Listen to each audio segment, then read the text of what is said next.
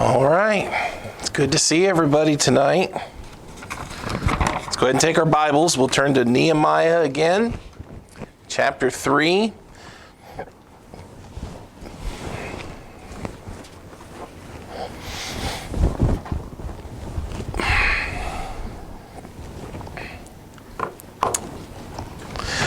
All right, well, we were gone last week, so we got to play a little bit of catch up to remember where we are. It's been a couple of weeks.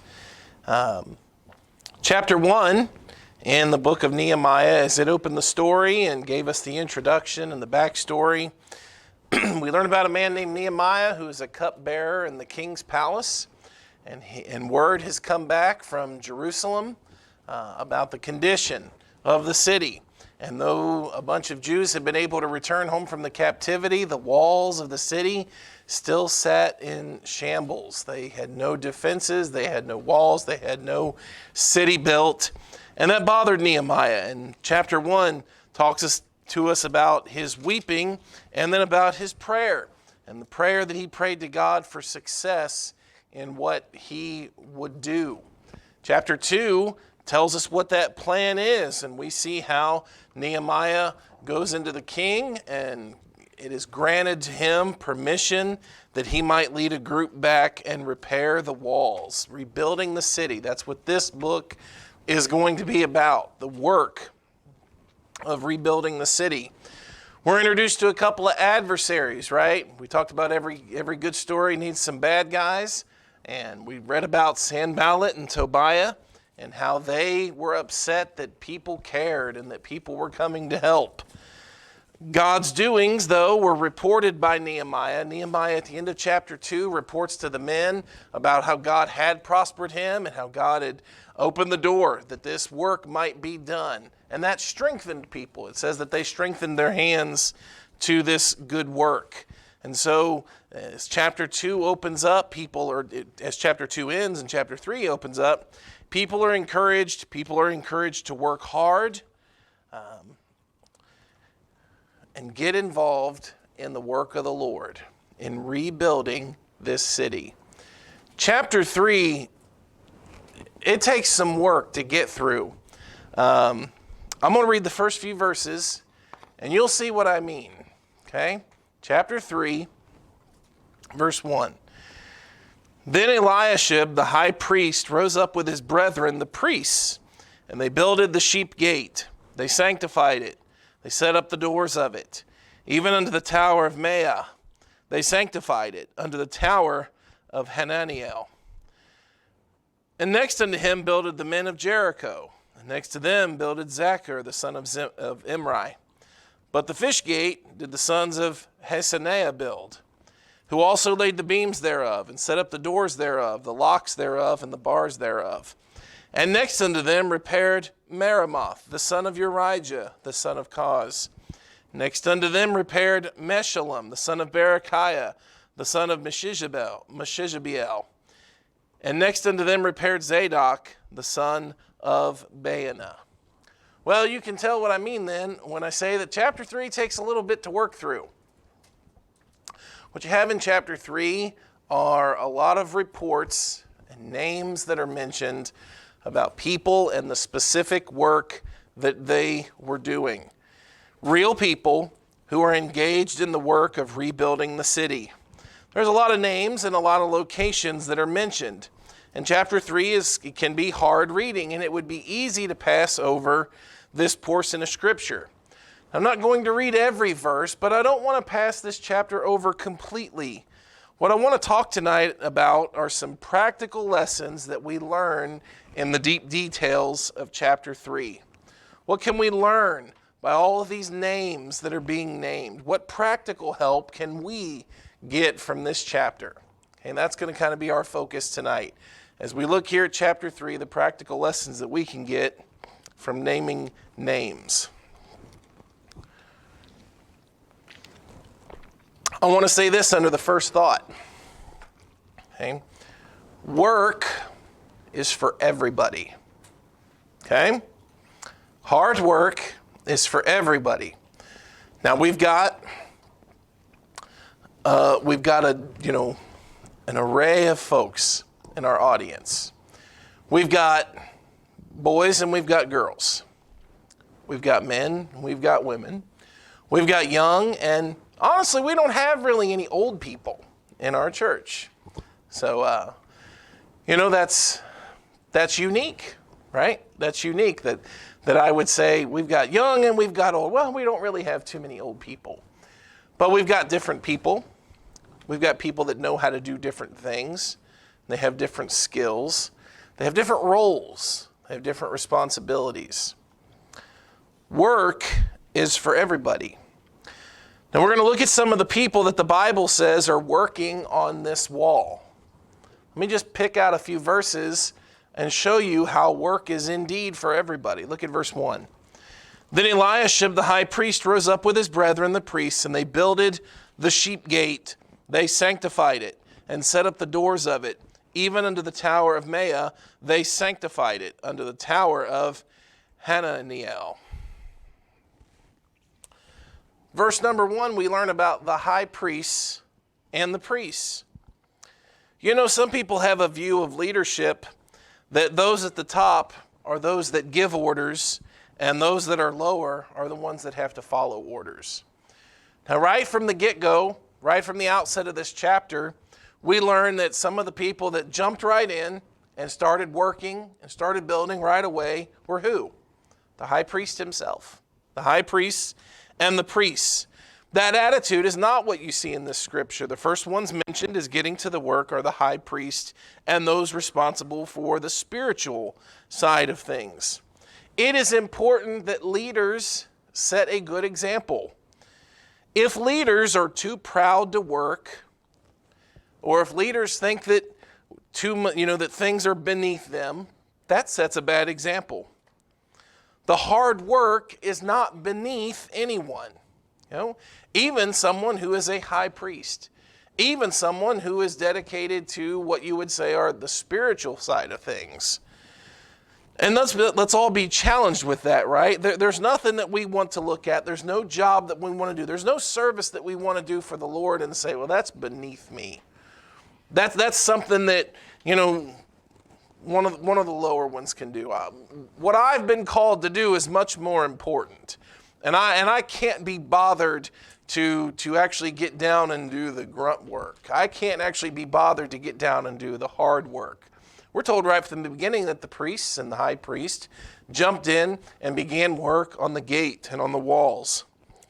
The Bible says in 1 Corinthians 12, verse 23, that even our uncomely parts have more abundant comeliness. We want to remember that those things that having the attitude that jobs are beneath us, that sets a bad example. And so leaders, those that have the responsibility to lead, those that have been given those roles, those that have been assigned those responsibilities, can set a great example to those that are around them by being diligent and by being faithful and by being hard workers. Okay? So to us that are leaders and to those that would be leaders in the next generation, don't have the attitude that jobs are beneath you or that there's work that other people can do. It's a good example. A good example is set here from verse 1, right from the outset. Let's look at verse number 8. Verse number 8. It says, next unto him repaired Uziel, the son of Harhaiah, of the goldsmiths. Next unto him also repaired Hananiah, the son of one of the apothecaries. And they fortified Jerusalem under the broad wall. Now I want to read verse 31, where it says, after him repaired Malchiah, the goldsmith's son, unto the place of the Nethinims, and of the merchants, over against the gate Mifkad, and to the going up of the corner. Work is for everyone. And I think that it's interesting that it mentions here how men of different professions got involved in the work of building. This work of rebuilding the city was not necessarily done by professional builders. Some of the tasks or some of the groups that are mentioned here, you've got goldsmiths, apothecaries, merchants. These are not people that are professionally trained in building, right? These aren't, masters of concrete and, woodworkers and carpenters and all. No, these are men of all different various professions and people that were not trained necessarily for this kind of work. It's encouraging to know that they did not use that as an excuse, but rather they jumped in and they got to work. And maybe some people would think that they weren't qualified or that they weren't able to do it, but they jumped in and got to work anyway. A real easy cop-out for not getting involved is just to say, well, I don't know how to do that. And to use that as an excuse not to get involved, right? It's easy to say, well, somebody else would be more qualified to do that. Or, yeah, I know they're asking for help, but I don't know how to do any of those things, so I'm just going to kind of sit this one out. It's likely that a merchant or an apothecary probably doesn't know much about gate building, or, how to build walls. But guess what? There's something that everyone can do. Rubble has to be cleared out of the way. There's some heavy lifting of stones and doors and gates that has to go on. And you begin to learn that while it's easy to cop out about what I'm not qualified or I'm not able to do, you actually start to learn that there's something for everyone to do. And that everyone, if they will show up and if everyone will put forth their effort and their ability, they can work. And everyone can work together to accomplish the building of these walls. Now it's been said, and it's been said so many times, no one knows who originally said it, but it's been said that what is the most important ability in the Lord's work? You guys know? What's the most important ability in serving God? Here it is. It's availability. Right? Availability. It's not necessarily strength. It's not necessarily smarts. It's availability. It's being there. It's showing up. It's contributing. It's putting forth effort into the work of the Lord. You can think about it this way. Who would you rather have? If you were given an option, would you rather have someone that has 1,000 gifts and talents, but they have no desire to work? And they have no desire to help. They have no energy to get involved. They have the know-how, but they don't have the want to. Would you rather have someone like that could do the work, but really doesn't care and is not really going to help? Or would you rather have someone that maybe they have just a handful of gifts, but they're dedicated and they're faithful and they're hardworking? They have a passion to serve the Lord. When this calling comes, they want to get involved. They want to be faithful and dedicated to the work. They're motivated. They'll work hard. They'll do what you ask them. And if they don't know how to do it, at least they'll try. That's the kind of person that I want, right? That's the kind of person that is the most beneficial to a functioning church, are people that are available and willing to put forth effort and willing to work and willing to try. Anybody can tout and spout off about the gifts and the abilities that they have. But if they don't actually put those gifts and abilities into practice, they're not really of any practical use, right? You have to use the abilities that you have. But someone that has a drive and someone that's dedicated and someone that has just a passion to serve the Lord, they'll find something to do. They'll find something that they can get involved in. And maybe there's things that are beyond their expertise or that are beyond their abilities, but they'll show up and they'll help, and maybe they'll do whatever, just so that they can be involved and be dedicated. I think that's interesting as you go through chapter 3 and as it begins to list out some of the people, it lists their occupations, it lists their lifestyle, the work that they are accustomed to doing, and how, when the request came, they jumped into this work. Hard labor, hard work of building. And though it wasn't what they were used to, and though it wasn't their comfort zone, and though it wasn't what they really were skilled at, this was the Lord's work. And they were excited to get involved and to do it. Okay? Don't use lack of ability as a cop-out for not serving. Okay? Don't look at all the things that I can't do. I'm not qualified to do this. I don't have this skill. And they're working on this. They're doing this up at the church, or they're trying to get involved in this, and they've got this ministry and they've got all this, but I'm not good at any of those things, so I'll just sit it out. And don't have that attitude. Be passionate about the Lord's work and get involved, and let's find out what we can do. Let's look at verse 12.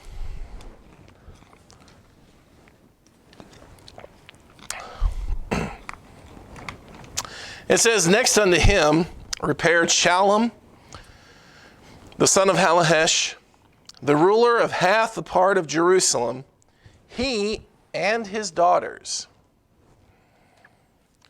Now you have to admit that that's probably, when it came to the rebuilding of the walls and heavy lifting and work, that's probably not the group that you thought would be included, is it?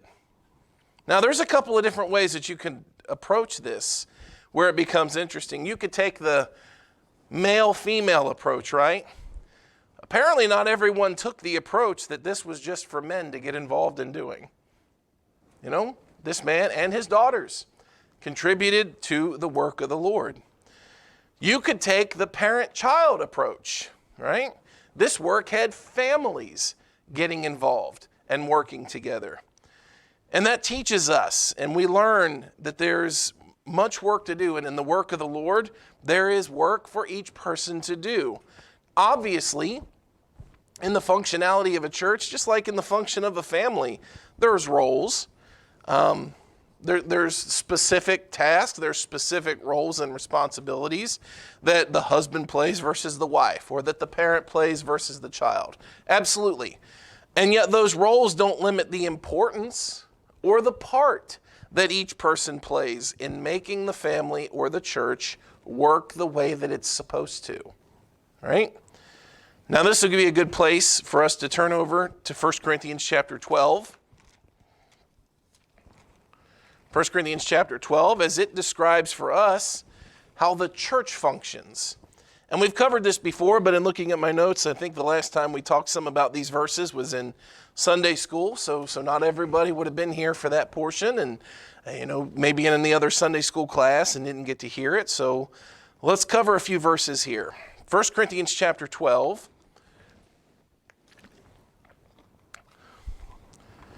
We're talking about unity in work, right? Work is for everybody. And from what we could see in Nehemiah chapter 3, you see how everybody got involved.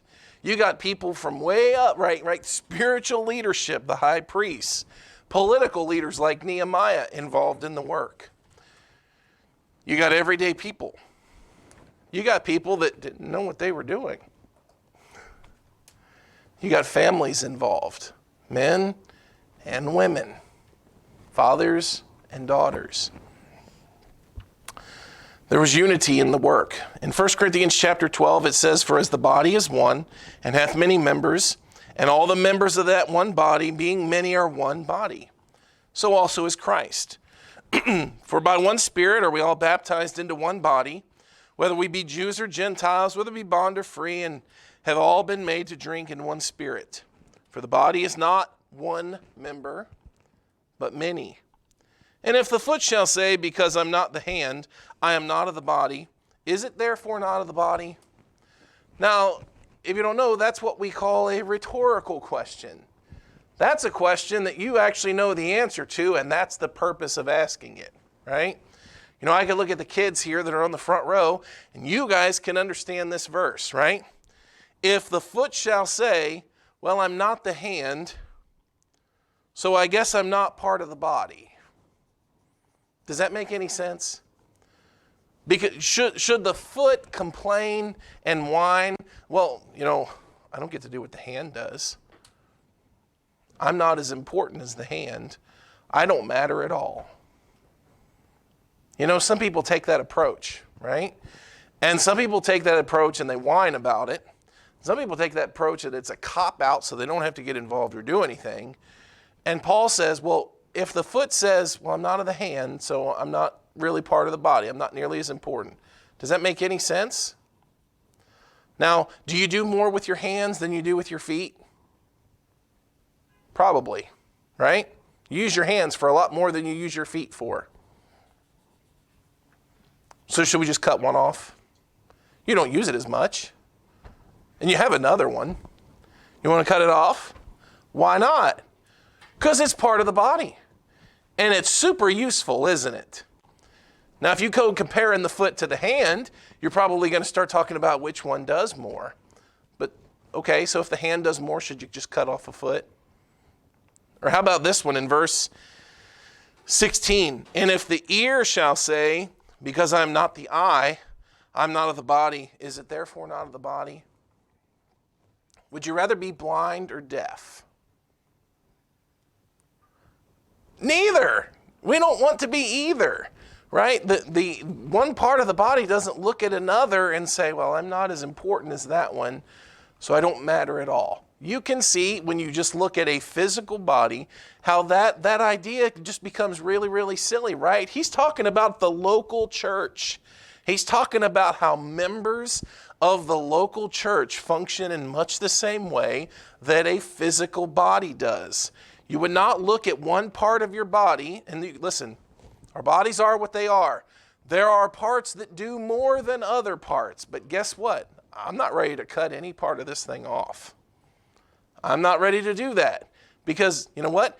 Every part's important and every part is useful. So listen here in verse 17. If the whole body were an eye, so the ear gets unhappy because he's not the eye. I really, really want to be the eye. So we'll change the ear. We'll trade out your ear for an eye. That's going to look weird first, isn't it?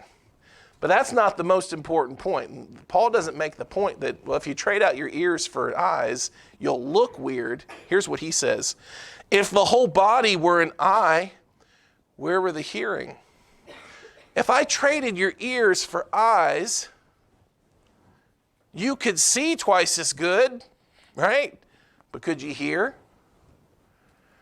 Well, it would become really silly then for the ear to complain or for the ear to wish to be something else. If the whole were hearing, where were the smelling? And so on and so on.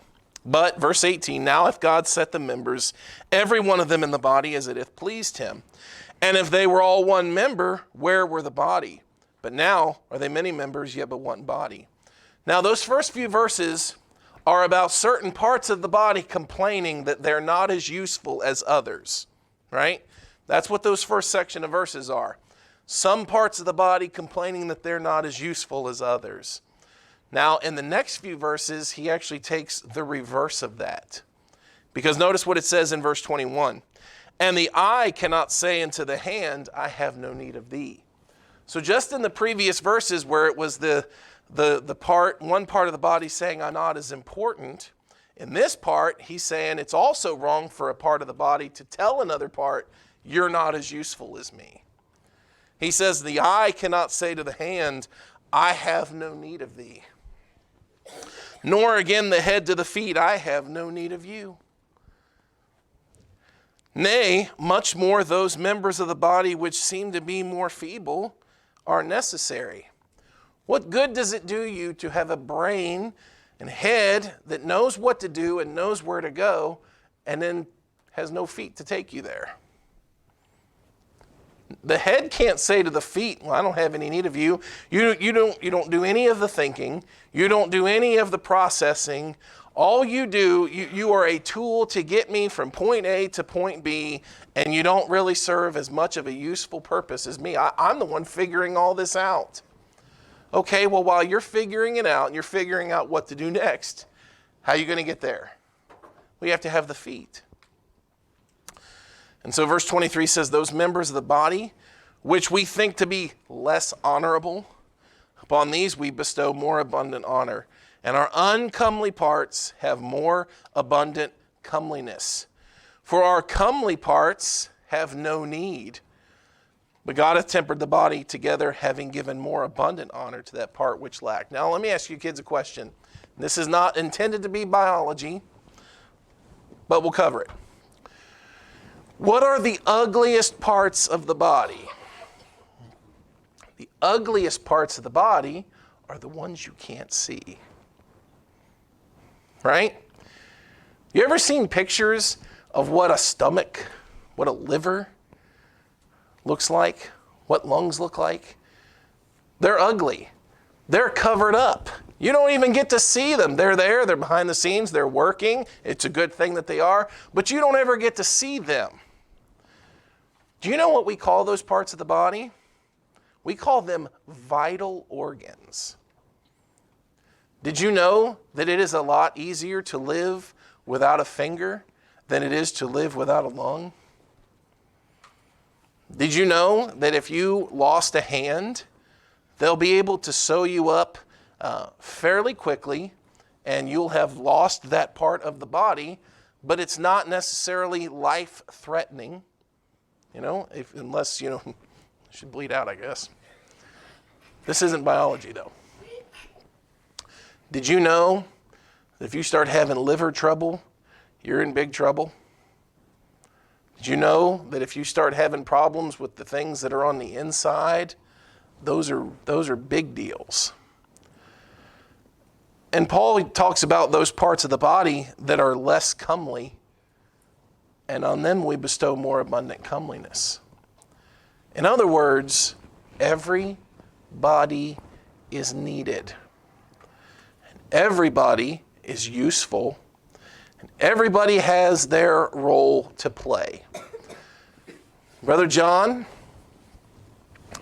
he's our pastor, and he preaches to us, and he leads us, and he prays for wisdom, and he prays for guidance, and he does all the things that you would expect a pastor to do in leading a group of people. We have kids here that are not the pastor, and they don't teach Sunday school, and they don't lead singing, and they don't publicly pray yet. Well, I guess we could just do without them then, couldn't we? Does that make any sense to say that? Isn't that silly? Doesn't it sound silly when you say it like that? It sounds just as silly when you say to yourself, I'm no good, I don't have anything to contribute, there's nothing for me to do, there's nothing for me to get involved in. There's work for everyone to do. And Nehemiah, in this passage where they go to rebuild the wall, there's a whole lot here about names and things that they did and gates that they worked on. And it's hard reading. But it's exciting to see that everybody's getting involved and chipping in. Now, let me bring you just a couple more highlights here as we kind of coast here toward the end. Look in Nehemiah chapter 3, verse 4. Nehemiah 3, verse 4. I just want to read this name and tell me what you think. Nehemiah 3, verse 4. And next unto them repaired Meremoth, the son of Urijah, the son of Koz. Now keep that name in mind and jump down to verse 21. After him repaired Meremoth, the son of Urijah, the son of Koz, another piece. Same guy. How about verse number 5? It says, next unto them the Tekoites repaired. And then jump down to verse 27. After them the Tekoites repaired another piece. Apparently there were people here working with Nehemiah and working on the rebuilding of these walls that did not take the attitude, well, my piece is done. Guess I'm done. Guess I'm finished. You guys are on your own now. I did my part. They didn't take that attitude. They kept working. There are names that are mentioned multiple times and mentioned how they got involved in another piece. They kept working. They got their job done. They stayed dedicated. They stayed working. They got involved in another project. I find that to be really, really cool. There's one stain in this passage. Verse 5. And next unto them the Tekoites repaired, but their nobles put not their necks to the work of the Lord. Now that's the ugly part, right? There were apparently some, and apparently from the context, not a lot, but there were some nobles of the Tekoites that, for one reason or another, maybe they thought, they were noble, maybe they thought it was beneath them. It doesn't say that, I'm just surmising, but for some reason, they didn't help. They didn't work. They didn't put their necks to it. They didn't give their abilities. They didn't give their efforts to it. And what's sad is that these nobles have now been remembered for 2,500 years.